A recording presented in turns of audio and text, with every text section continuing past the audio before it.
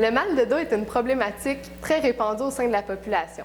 Ça peut être difficile à croire, mais au moins 4 personnes sur 5 souffriront de mal de dos au courant de leur vie.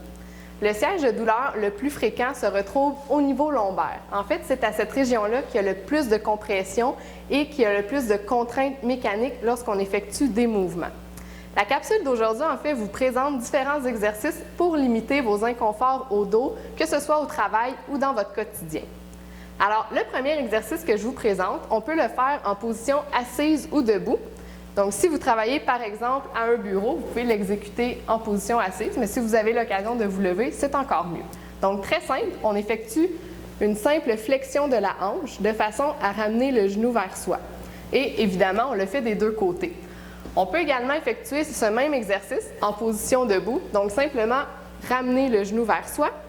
Et si notre équilibre est précaire, idéalement, on s'appuie sur une surface.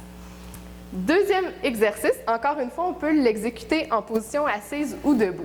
Donc, en fait, le but de ce prochain exercice est d'étirer les ischio-jambiers, qui sont des muscles se situant derrière la cuisse. Donc, ces muscles-là, s'ils sont trop tendus, ils vont venir tirer sur le bassin et ensuite engendrer des douleurs au niveau lombaire. Donc, simplement mettre le talon au sol et pointer les orteils vers le haut. On garde le dos droit et on avance le tronc. Donc, vous devriez sentir une tension derrière la jambe. Et évidemment, on répète de l'autre côté. Vous pouvez également faire cet exercice en position debout. Donc, même chose, on met le talon au sol, on pointe les orteils vers le haut et on vient s'appuyer sur la jambe pliée en poussant les fesses vers l'arrière pour bien sentir l'étirement derrière la cuisse. Un autre exercice, en fait, qui va cibler davantage le milieu du dos.